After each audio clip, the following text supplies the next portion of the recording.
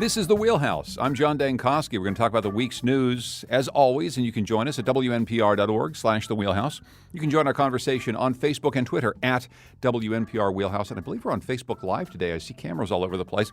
We're here with Colin McEnroe, as always. He's host of the Colin McEnroe Show on WNPR. Howdy, Colin. Good morning, Mr. Dankosky. Also with us in studio is Dr. Jonathan Wharton. He's Associate Professor of Political Science and Urban Affairs at Southern Connecticut State University. He tweets at PreppyProf. I like to say that because I love your handle. Welcome back, Jonathan. Thank you very much for having me. And Christine Stewart is Editor-in-Chief at CTNewsJunkie.com, and she tweets at CTNewsJunkie, obviously. Hello there, Christine. Good morning. So longtime UConn basketball fans, well, they've been talking about this for years. They couldn't wait to get back to the good old Big East Conference, or at least what's left of it from its glory days. Well, the conference invited the Huskies back into its ranks this week. UConn Board of Trustees is making the move official. For school leaders, not to mention state officials and taxpayers, the question now turns to whether UConn should continue chasing the dream of becoming a college football powerhouse. There's kind of a long road to get there. But let's start by going over some of what's happening right now with UConn, Colin. A lot of fans have been saying for quite some time, UConn's a basketball school. It's a regional school in the sense of we want to play regional rivals. We don't want to be in this American Athletic Conference that plays Houston and Tulsa or whoever the heck else is in the league this year. Is this a good move by UConn to finally recognize that football isn't where it's at and that basketball is really where it is? First of all, I don't like the way that you're dumping on the incredible rivalry between the Huskies and the Golden Hurricanes of Tulsa, which I think has built up over the years into quite a clash. And I also have to, every once in a while I have to just sort of tip my cap and say Bill Curry was right. And so Bill Curry has been saying this from the get-go, that this is basically a basketball region. It's a basketball state. The Big East is a basketball conference. UConn should be in the Big East. So he wins that one. I think doing nothing was not an option. As we, I think, noted here on the Wheelhouse some months ago, at least according to the NCAA figures, which I don't entirely 100% trust. I think there may be some reporting issues. But according to those figures from the NCAA? No, maybe not. But according to those figures, UConn subsidizes its athletics more than any university in the country, $41 million. So it's called an allocation in NCAA speak. Our allocation is bigger than anybody else's, and we're not getting a lot out of that at the moment. We're not really getting a tremendous – I mean, it's not for us anyway. Theoretically, it's for the students. I think we all know it's not entirely for the students. If it were for the students, we wouldn't have built a football stadium 24 miles from their campus. So something had to happen. It does seem as though the positives outweigh the negatives, and there's a Sophie's choice being made here, right? We've chosen basketball over football. There's no question about that. But there's a lot of pieces inside the game box. There's a lot of things that move around. For example, we're going to have to pay a penalty to get out of this janky conference we've been in all this time. I think it's $10 million. So I think maybe it'd be 12. Yeah. Plus $12 million? Yes, 12. And of course, we'll also, the first year that the AAC rolls into its more lucrative TV deal, we won't be here. We won't be there to collect that money. But I think TV exposure is going to be way, way better. I think it's going to be easier to recruit players, particularly to the basketball team. We'll talk about the football team in a second. I think this is a net positive, but a lot of it depends on how they handle the football side of it and who handles it and who makes the decisions. And I mean, the most powerful person in this conversation always has been Tom Ritter, former Speaker of the House, and whether he's chairman of the board or not at UConn, he's chairman of the board at UConn. And he's probably more than anybody else the reason we got into Division 1A football in the first place. And I'm wondering who's going to make the decision about what we do with the football team now. Christine, in your mind, what are the really important things for the state to be considering right now? Because I think for football and or basketball fans, when you start talking about sports, people just make it about sports. Are the Huskies in the right conference for them? Can they compete in a new Big East? Is the football program actually one that can compete in Power 5 conferences? But if you take aside all of that stuff and you look at this from public policy, the flagship university statement, what are the things we should really be thinking about right now? Do we ask the English department to raise enough money to sustain its operation? Probably not. So, I mean, I think that there is a price that we are going to pay to have athletics in our university system.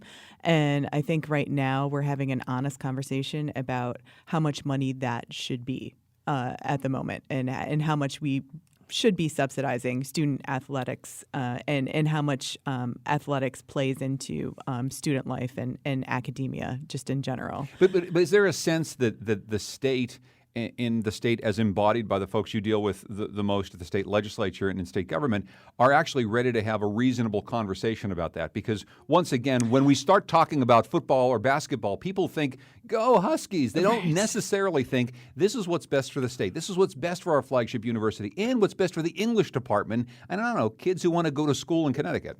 Yeah, I think that they've ignored having that conversation for a long time. I think that they've put it off to the point where, we are, if we do believe the numbers, subsidizing the program to, the tune of $41 million. And I think that football has always been the biggest part of that. And so I think having the conversation about dealing with the football program, whatever that looks like, is important. It's not a pleasant one. I don't think that they want to be having this conversation. And I think that Randy Edsall especially doesn't want to be having this conversation. I mean, he just came back to the University of Connecticut, and I think people are thinking about what would have happened if he hadn't left. That is definitely one question. If he hadn't left the first time to take a job in Maryland and kind of left his players and a lot of the university in the lurch at the time. What are you thinking about here, Jonathan, around this? Well, I mean, I guess I'm a little biased since I'm a professor. So I'm a little wary of something like an athletic program like this one. But the reality is that, they're having a new president at UConn. Herbst is out, obviously. And so there's a lot of transition taking place there at the university. Couple that with, obviously, a new governor, and certainly the cuts have been going on with the community colleges here in Connecticut. It just came out, obviously, with the budget. What is it, $10, $12 million, I guess is what they said, the cuts to the community colleges. So you have to wonder, where are the priorities in this? I think one lesson we could probably learn, and Colin, I'd love to hear your piece on this, your part on this, is what happened with Rutgers, my alma mater, because that just happened recently. Then they're joining the Big Ten, and you've seen how controversial that's been for their football team. It hasn't quite worked out as well. And so, the concern surrounding that was that, well, with Rutgers, at least we have the media market. We can, tap into that. There's great potential. But they spend so much money on the stadium and everything else for their football team, and it's not working out very well down there. Colin? Well, I have so many things that I want to talk about and talk with the panel about this, but just to follow up on what Jonathan is saying, it seems to me that one of the questions I have is, do we ever learn a lesson from any of this? Are we capable of taking... I mean, look, if the UConn football program right now were a patient, it would be wearing a DNR bracelet. This is not a healthy program right now. It was 1-11 last year. People are not coming to the games. It is going to take a tremendous, a secondary investment after that initial large public investment. It's going to take another investment to make that into any kind of competitive program in what's called the FBS, which is where they are right now. I think it's worth having that conversation because there is some kind of locatable tipping point, right? It would be possible using data science or heuristics or something to sort of say, okay, yes, we've got a $93 million stadium that we only use 6 times a year for football anyway. It can't be repurposed. Who knows what we're going to do with that? We've spent X amount of money getting into this program. It's not working out. Do you cut your losses or do you deal with this as a set of sunk costs that you ultimately have to make work for you somehow? And I'd like to see that debate happen in a very rational way. I don't think it's going to happen in a very rational way. And look, there is a way forward. There are a couple of ways forward for football. One of them is to play as an unaffiliated team. Other teams do this. Notably, University of Massachusetts does this.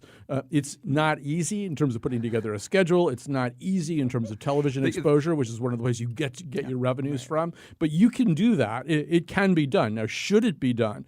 And I just want to leave this for the panel to talk a little bit about too.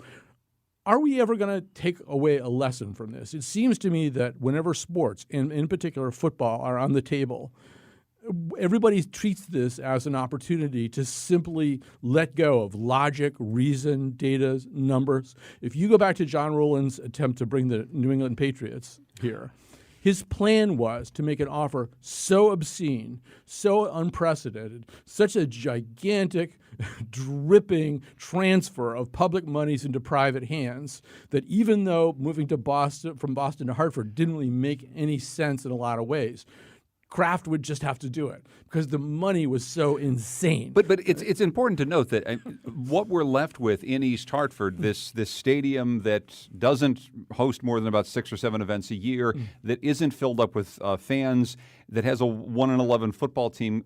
Christine, it's there in part because of that very act by John Rowland. This idea that we had to get into big-time sports somehow. It's going to be the Patriots after the Whalers leave, and then it's going to be big-time UConn football, and there's going to be a downtown stadium. And no, there's going to be a stadium in East Hartford.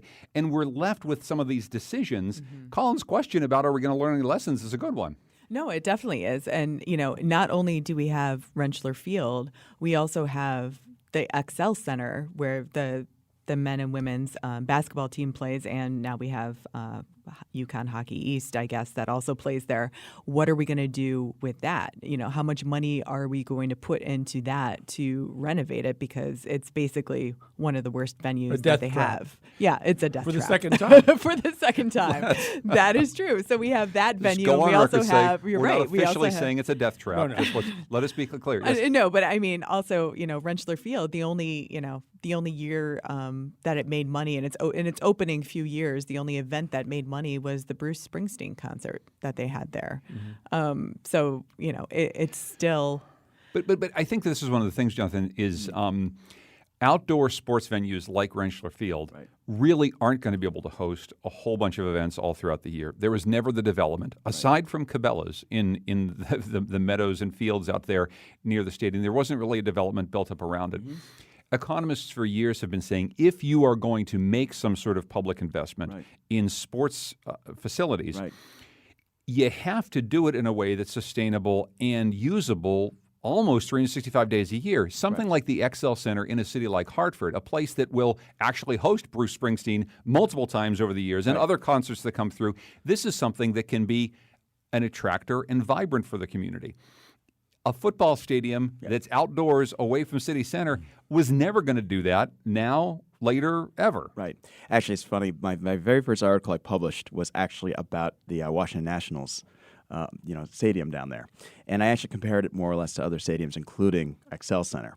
And so it's quite interesting. It's a boondoggle. You put all this money into a lot of the cities, it doesn't really go anywhere. And one of the most sustainable projects, by the way, was the MCI Center down in Washington, because it was every time they could get a game. And now it's been sustainable for nearly 20 years. That's a rarity, though. But I'll say two things about that. Knowing a little bit about those facilities, Jonathan, is both of them, they promised economic development and building around them, and it's actually come to fruition. If you attended a game at the Nationals Park the first year it was there, you got off the metro and you walked for a couple blocks through nothing. Exactly. And now it's so built up around, you don't even have the view of the Capitol you used to because buildings have risen up around it. Same thing with the Penn Quarter in D.C., around the hockey stadium. That's right. These are things that actually made some economic sense, and they were able to be invested in beyond just the initial investment. They have to have a bigger picture, and I think that was the idea of even doing something like, Dunkin' Donuts Park, at least. That was the idea initially, right? Even here in Hartford, to have the same thing, have the grocery store, get the,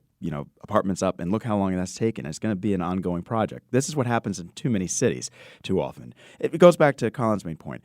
So often our politicians will add in and put in all these, tax incentives and variances and change around everything. And I'm not against that, but it's a matter of how sustainable is it really? And that's the problem long term. It's not always built in there.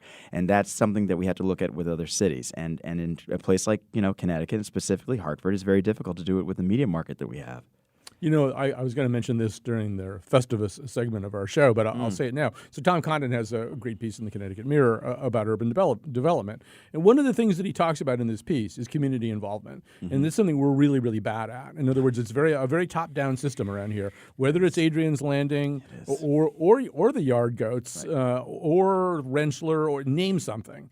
There's not a lot of community involvement. Instead, it's kind of this top-down stuff that either starts in the governor's office or with a quasi quasi-public, like the CRDA, which I realize includes some community components. But historically, like when Eddie Perez became a mayor, I don't know what the CRDA was called then, but it's always the same quasi-public that handles that kind of building. The mayor of Hartford didn't have a seat on this agency that was going to make so many decisions about the city. So, yeah, I mean, I think, for example, something like Dunkin' Donuts can really work, but it can't just be developers from out of town working with state officials, city officials. You really need to get the community involved. Like, what is this community? How is it going to function? Now, Rentschler doesn't have to be a white elephant, and I think we should acknowledge the entire face of sports are changing. People grow up playing different sports than they used to grow up playing. So, for example, the lacrosse, college lacrosse, I think quarter and semifinals were held there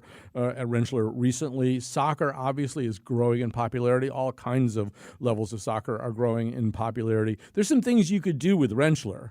And another thing to think about as we talk about football is what's the future of football overall? I mean, the NFL is going to be an incredibly lucrative television proposition for a long time to come, and probably big bowl-level college teams will too. But overall, what's the future of football? I think, people don't trust it as much. People think it's dangerous. People don't want their kids playing it.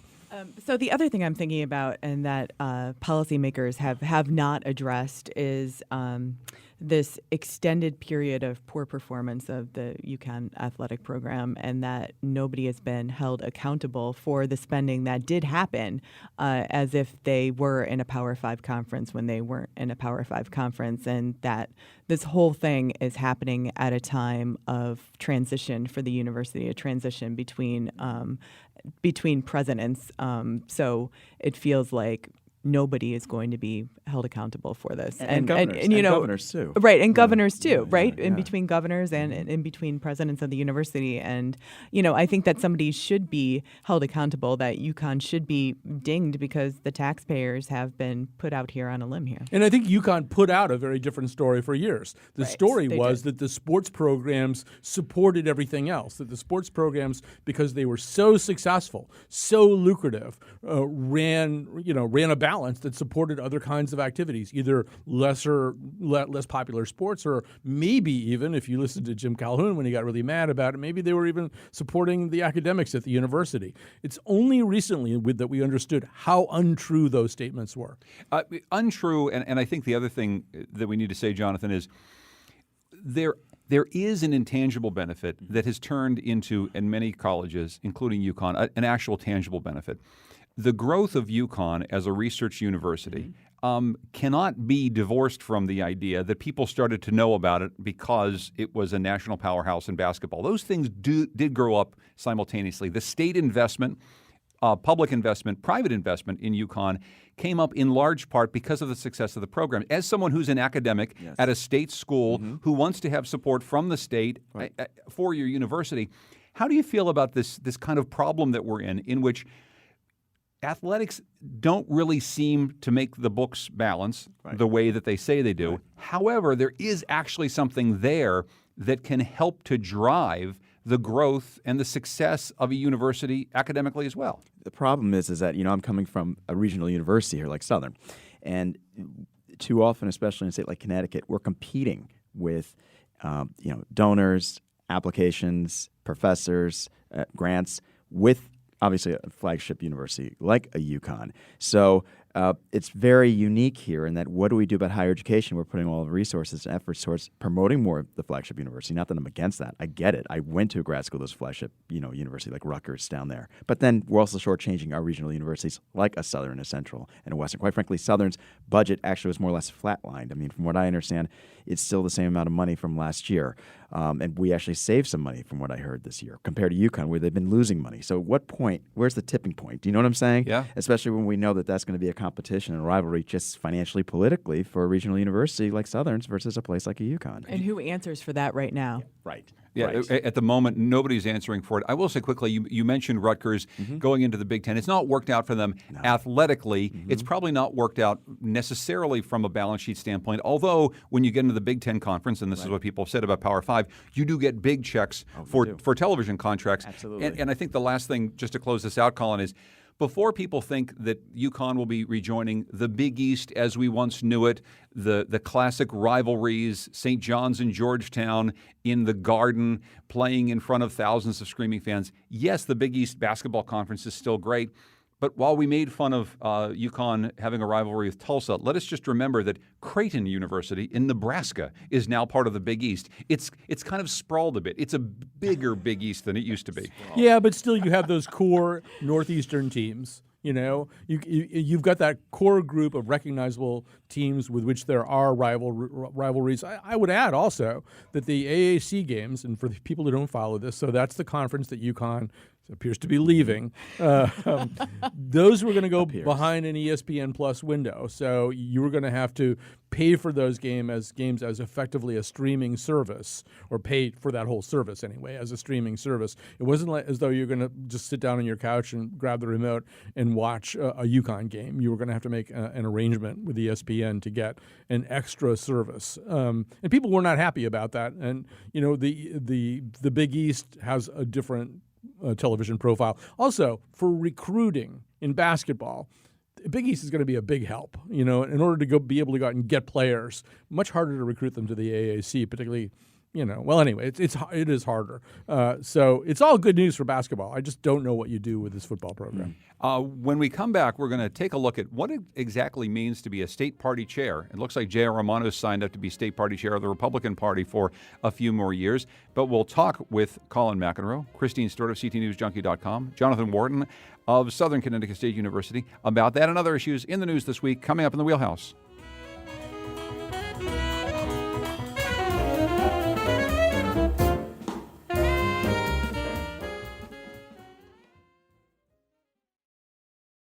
This is The Wheelhouse. I'm John Dankosky. Of course, you can always hear us on the radio, but you can also see us on Facebook Live at WNPR Wheelhouse today. We're talking with Dr. Jonathan Wharton. He is Associate Professor of Political Science and Urban Affairs at Southern Connecticut State University.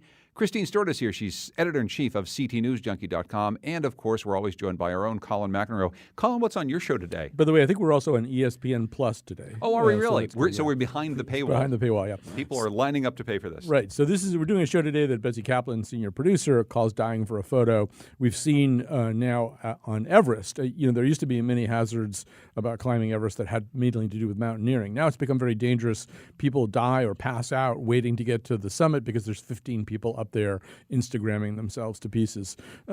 People also die or require rescue or sustain serious injuries when they go to other precarious, less exotic places than Everest to get that really great Instagram snap with some terrific scenery in the background. We're going to talk about just how dangerous we've made the world to ourselves because of our obsession with getting great photos on our phones. And also for the world itself. I've read about this geotagging, Colin. People are going way off of paths in order to get this special photo. It's not just they're putting themselves in danger, but they're trotting on some things that they shouldn't be trotting upon. Right. WNPR favorite guest, Michael Kotis, will be coming back for this show. Excellent. Very, very good. So that's today on the Colin McEnroe Show. After Republicans experienced some big losses in 2018 here in Connecticut, many thought that J.R. Romano's days as state party chairman were numbered. But last night, GOP insiders voted overwhelmingly to give Romano a new 2-year extension. So, Jonathan, you participated in that vote as a member of the Republican State Central Committee. Yes.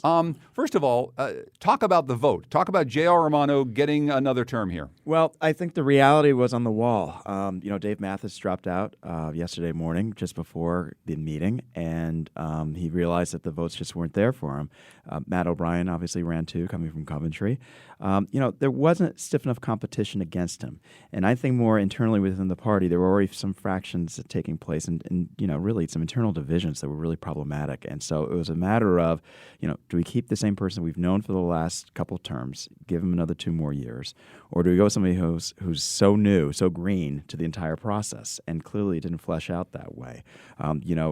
Matt O'Brien only got 4 votes anyway. How many people are voting in this? 74, if I remember correctly. Am I right on that, Yes, Christine? you're right. Okay. So it's 74 people. So this is really party insiders. This is not a big vote. Is this the best way to pick the party chairman?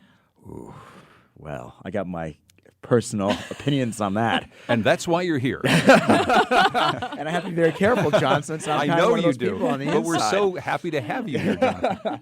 Look, I would like to see a shakeup. Quite frankly, the response, especially online, by many people from the outside is that we need new blood. We need a better system. Do we really need even a party convention? That's being discussed and debated.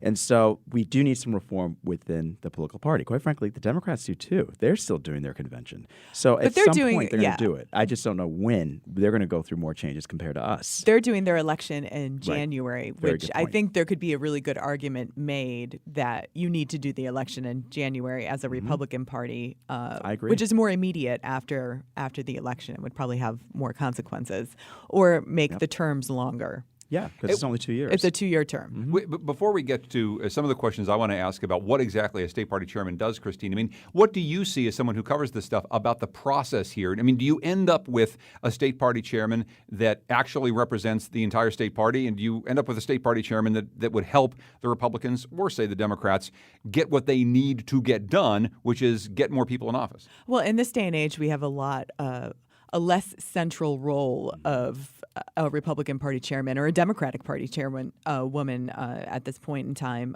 because of the Citizens Election Program and how we do fundraising for state candidates. So they have less of a role to play. The role that they do play is probably more so in recruiting candidates for Congress, and Republicans have had not such They a haven't great done a record great job with that.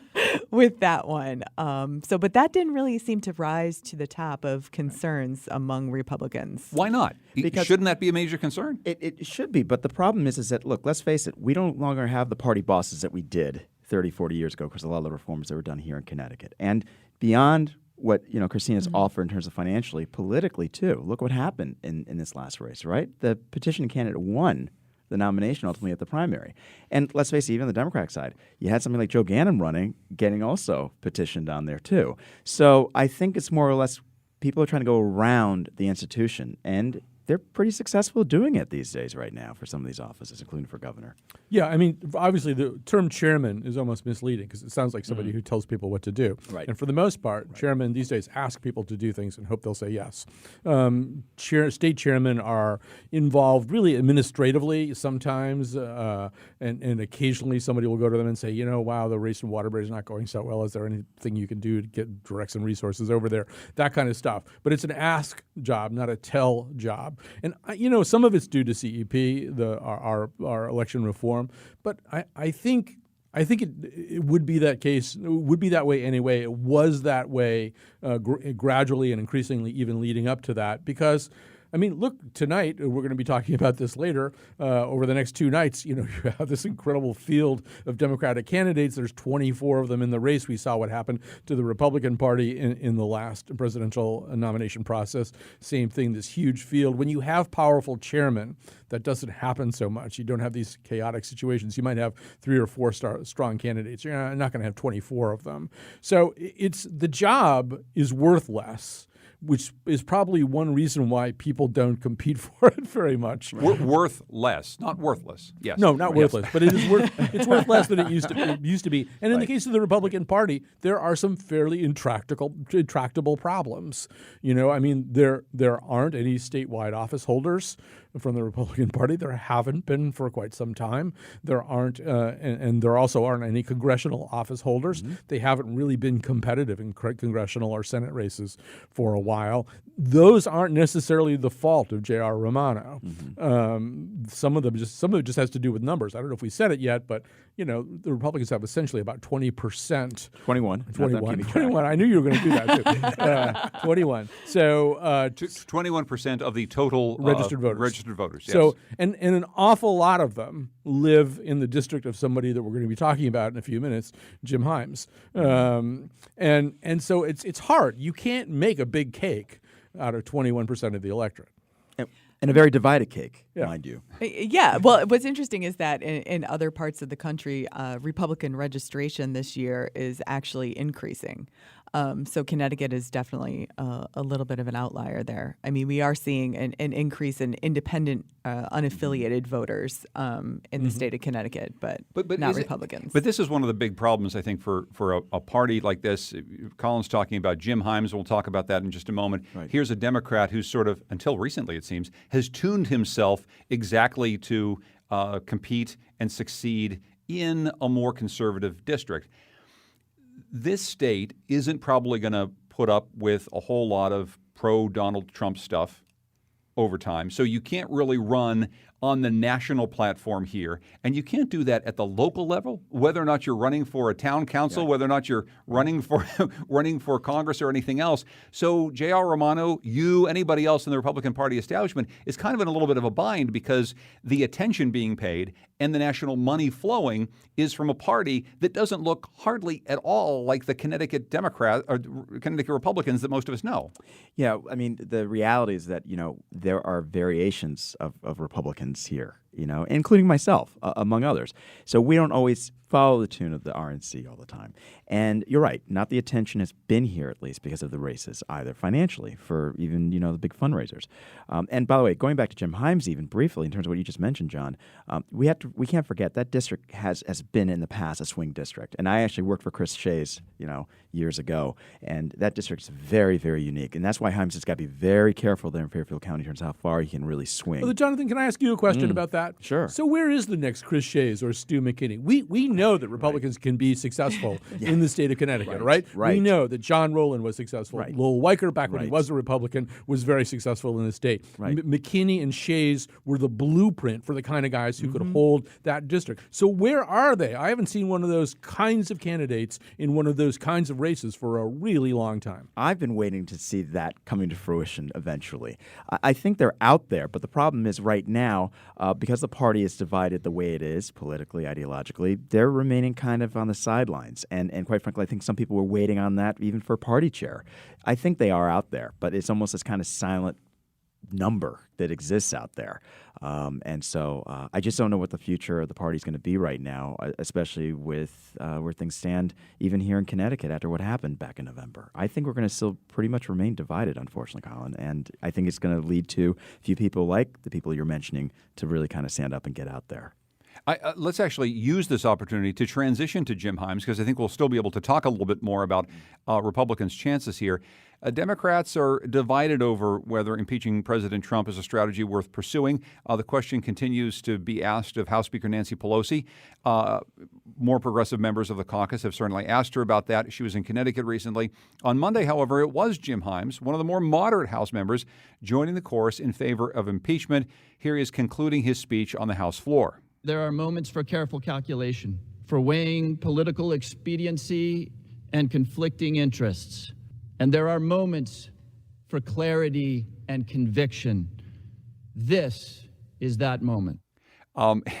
Interesting words there, Colin, which I think we might be able to pull apart a little bit. But let me just ask you, are we surprised at Jim Himes stepping out and going this route? Yeah, and I don't want to sit here and try to, psychoanalyze Jim Himes or talk about what his real motives might be. When he says there are moments for careful calculation, I find myself thinking, yes, that describes much, if not all, of your political career. It seems to have been based on careful calculation.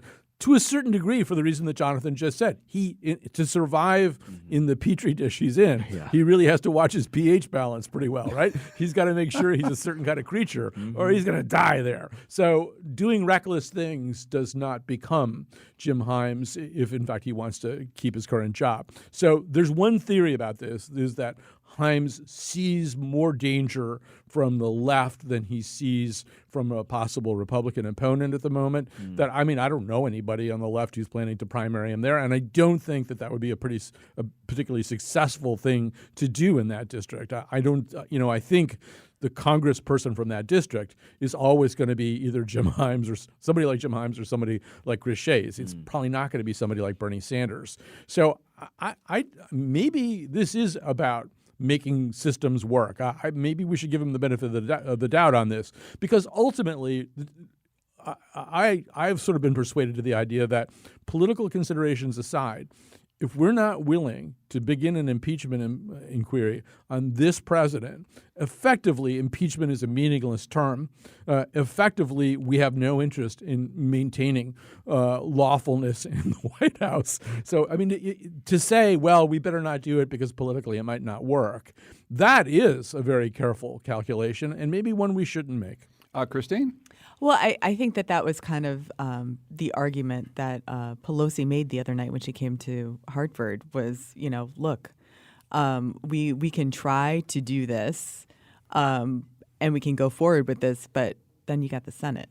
So the House can do, whatever it wants. But if you don't have the ability to get this through the Senate, then what's the point of going through this exercise? So, and a question that's been asked often of Nancy Pelosi that Jim Himes seems to have come up with an answer to is that it's our job. If we actually believe that the president has done things that would require impeachment, the House of Representatives is charged with that task. And so while some people may be thinking he's making some sort of political calculation or deciding to tack left so as to avoid a primary, there's an awful lot of people, not even necessarily progressives in the Democratic Party, are saying it is Nancy Pelosi, Jim Himes, kind of your job to do this. Right. No, and I think that's what Nancy Pelosi did say. At some point they reach a point where this is their job to bring this forward no matter what happens with the Senate. And throw it to the Senate and let them deal with it at that point and either do their jobs or not do their jobs. Jonathan? I think it's meaningless. We have a major election going on next year. Put all the energy towards finding a candidate among the 24, whatever number we're at, among the Democrats. I think there's got to be more issues, at least within the Democratic Party, to figure out, okay, who can they get to get everybody on the same page in the first place to go up against Trump. And actually, it kind of frightens me, but the reality is I think it's still going to be, kind of internal warfare for the National Party, for the Democrats. But isn't this one of the key? I mean, if you're looking at a differentiator, I mean, just this morning on Morning Edition, we're talking about heading into these debates, the variety of proposals for free college. Yes. We'll pay you to go to college, Right. whatever. There's a whole bunch of things on the table that I don't think on the face of them seem like serious policy proposals. They seem as though they're trying to pit themselves somewhere on this spectrum so that they'll get the most votes and then they'll be able to run in a general election as the way they'd run. This, however, seems like a central question. What is the role of the executive? What is the role of checks and balances? I mean, that seems like something, especially if you're someone who's in Congress right now, to run on, to think about running on.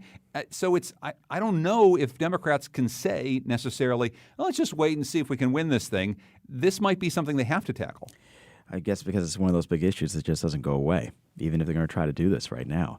I think they could spend their energy towards other things and beyond this, though. That's just my personal opinion. I think this is just one of these things you got to tackle or bring up, but why do it now? And this is coming from a Republican. Yeah, absolutely. Colin? Well, I mean, yeah, the question is, are you willing to die on this hill? And first, in our mythology, we love the idea of dying on this hill. We love the idea of long odds. We watch movies like Braveheart and Hoosiers and stuff like that, and we like that idea. Here, I mean, there are cogent arguments on both sides. The argument that Christine was just citing is that argument of if you do this and it goes to the Senate and he isn't convicted, which is the 95% probability, he declares victory. He starts screaming exonerated again. He's stronger than he was before you started this process. That's the Pelosi argument. The other argument is that other argument of do we care enough about our institutions to try to make them work in the way that you were talking about in terms of checks and balances, in terms of what the Constitution says to do when there's a dysfunctional presidency that can't be addressed by the normal criminal justice process. And I think there's strong arguments on both sides, but I'm increasingly thinking that idea, well, we didn't do it because it was going to be too hard, is a harder idea to sell. And, you can impeach somebody, not get a conviction, and leave a mark on them.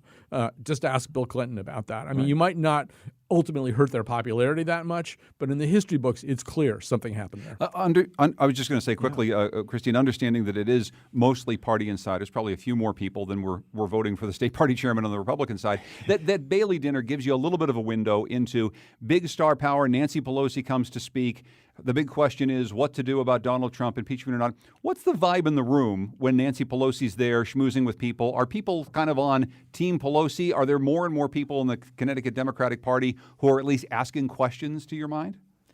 No, I think that everybody was, on Team Pelosi. I mean, on Friday night, all of the Connecticut delegation at that point was still not in favor of going down this impeachment route. So, I think that people are, they would like to, the progressives in the party would like to see an impeachment inquiry go forward, but I don't think that people are supportive of Nancy Pelosi just in general. Although, I didn't go to either event, but I'm going to guess that I know how each one went.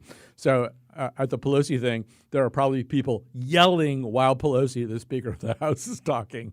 Yes, they yelled impeach at one point. So Democrats are very obstreperous. They don't behave themselves very well. They don't care it's the Speaker of the House or what. Screw it. I'm going to start yelling.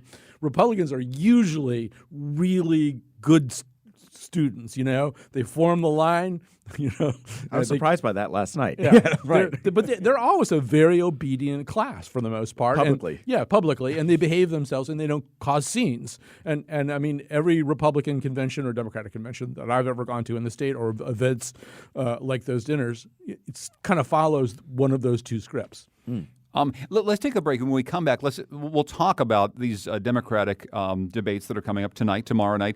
Big events involving 20-some candidates. We're talking about the week's news with Colin McEnroe, host of the Colin McEnroe Show, Christine Stewart, editor-in-chief of CTNewsJunkie.com, Dr. Jonathan Warden, associate professor of political science and urban affairs at Southern Connecticut State University, here in the Wheelhouse.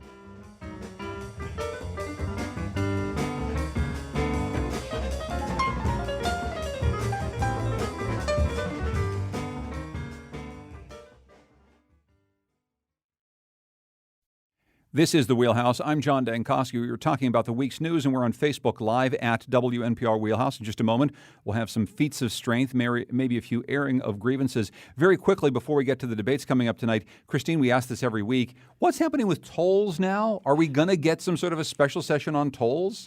There's nothing happening with tolls at the moment. So they had a meeting last Wednesday with all the legislative leaders and Lamont, who at the time pitched an income tax credit in order to get tolls across the finish line. And since that time, there has been no other additional meeting scheduled. Can you explain what kind of income tax credit he was talking about? Was he clear about that at all? It was an income tax credit up into like $145,000 for married couples. So basically it would be $180 a year for a married couple and $90 a year for a single person. So not a lot of money. That'll pay my car tax. So not a whole lot of money, and I guess we shouldn't necessarily be surprised at this. And I don't know, next week if we talk again, we'd probably say nothing new on tolls. I mean, the thing that I was going to say about this is, and this goes back to this image that I have in my mind of Ned Lamont, is this kind of chicken walking around a barnyard, just kind of pecking at things on the ground, picking it up and shaking it in his beak and either, eating it or throwing it back or something. He just picks up stuff. So now it's suddenly, what about an income tax credit? How about that? I mean, that was never on the table. That's never been a part of this conversation. It's just something that caught his eye there in the barnyard, and he's going to pick it up and bring it into a meeting and talk about it. And I think... And they didn't even talk about it in the meeting. Right. They didn't even get to slide 19, which it was on. Wow. And so as opposed to having some kind of path that you're steering toward, that's some kind of orderly progression towards something, I think he veers off that path very, very easily distracted by a new idea. ADHD governor. Okay, so if you're trying to focus a little bit more, it's going to be hard over the course of the next couple nights on NBC, MSNBC, and on Telemundo. Democrats are going to take to the stage. Jonathan, we talked a lot about in 2016 all those Republicans on stage. Right. You do the Star Spangled Banner and you fly some planes overhead, and then you get to 17 people beating each other up. Well, now the Democrats are doing it 2 nights. It's a 2-night event. Yes. 10 people on stage tonight, 10 people on stage tomorrow night. A, what do you expect? B, can you learn anything in an event in which everyone's going to have maybe a minute or two to talk? No, you can't. You can't. That's chaos. But I will be paying special attention because you guys know that I'm a little bit biased towards Cory Booker. I want to see his performance up there since I've done a lot of my research on him. He's actually a very skilled debater. But I think that, and also I'd like to see, Professor Warren to see what she's going to do too. There are a couple of candidates I'll be paying more attention to than others, and I'm curious to see who the standout candidates will be both nights. And what's going to happen with Biden? I mean, aren't you even a little curious about Biden anyway? Can anybody break out of a pack that's so big? Yeah. I mean, did any Republicans really break out of the pack when it was that big, when there were 17 Republicans? Clearly, Trump was very good at just doing his, and a couple things saying this, saying that. It's going to be interesting to see who's going to be very concise and to the point and make it known. Yeah. Colin, what else do you look for in this? Well, first of all, I think we have to talk about the fact that the audience for these things has changed a little bit. And I think that they've changed in two ways. First of all, you get people now who used to think that politics is boring. And I think we have 2016 Republican debates to thank for the idea that maybe these things are not boring and they can be quite colorful and maybe exciting, which makes me think that Warren is in a very good position tonight, because if that turns out not to be the case, people will not tune in on Thursday night, and she's the only top contender really among the most elite contenders who's up tonight. So she's got a good chance to make her mark while people are still interested. There's another group of people who would not have paid attention to a debate, who would not have paid much attention to this process at all, but really do feel we're in a time of national crisis. Some of these people are millennials. They can't believe Donald Trump is president, and so they're paying attention to this process. They want to know who's going to get us out of this mess. I think they're going to be watching as well. In terms of breaking out of the pack, I mean, Joe Biden is sitting pretty at 30% right now, which doesn't sound like a big number until you realize there's 24 candidates, and a lot of them are at 1 and 2. So, I mean, in a way, he could maybe hurt himself a little bit. I don't think he could probably build too much above that 30 right now. A whole bunch of other things have to happen. And I do think all eyes tonight on Warren. She's the one. She's been surging at the expense of Bernie. She's been gaining ground. And if she does a good job tonight, she can gain more ground. And just this week, she entered the 70-year-old club, and so she joins Bernie and Joe Biden in that club. Okay, let's go to some feats of strength. Christine, or maybe you have a grumble. What's in your mind this week? It's kind of a feat of strength and a grievance. I went to the ceremony last Wednesday. The Connecticut Council of Freedom of Information honored 3 journalists for their contributions to Connecticut. We honored the Hartford Courant and Dave Altamari and Josh Kovner for their series following the Supreme Court case in getting the documents released. Tara O'Neill from Hearst, Connecticut Media for standing her ground and being an easy person to defend when it comes to open government, and we honored the late William Pape from the Republican American. And we did not have, so this is my grievance, we did not have an elected official to honor this year because there was no elected official that deserved the Bice Clemmow Award. So and think about that. It was very sad. So essentially, no elected official standing up for open government. But thank you, for sharing that. I'm glad you did. Those people do indeed deserve our accolades. Jonathan, how about you? Piece of strength I would say is that Lucy did a great job 2 weeks ago while you guys were away. So don't Nice. you worry. She did a great job. And Love hearing that. Hey, you know how she is. And I also want to mention that, this is the first week of summer officially now. And, as you noticed, I've worn my threads. I got my seersucker out, wore my poplin suit last night. You saw that, right? So and tomorrow will be linen. I know you're wearing linen right now. So to everybody out there who's preppy and all of the cotton threads, there are variations of this stuff. So tomorrow I think I'll wear linen and honor you, John. The seersucker feat of strength. I like that very, very, very much. Colin, how about you? My feat of strength was going to be Tom's urban planning article in the Connecticut Mirror. I could double down on that. I will say also some exciting news. A golden raccoon has been spotted in Bethel, Connecticut. This is a condition called leucism that makes a raccoon. We've never had one documented in the state. And I believe it's a sign that Connecticut will go for Tulsi Gabbard. And read the New York Magazine profile of Tulsi Gabbard, and you will see what I mean. That like a golden raccoon foretelling her rise to prominence would make a lot of sense in terms of the greater context of her life. A golden raccoon? Golden raccoon. Where was this spotted? Bethel. Bethel. Yeah. Okay. In Bethel, the golden raccoon. It means something. It's a sign. I just quickly want to say there's this great map that's been Googled. It's the most Googled medical symptoms by state. I was going to talk about this on Next coming up.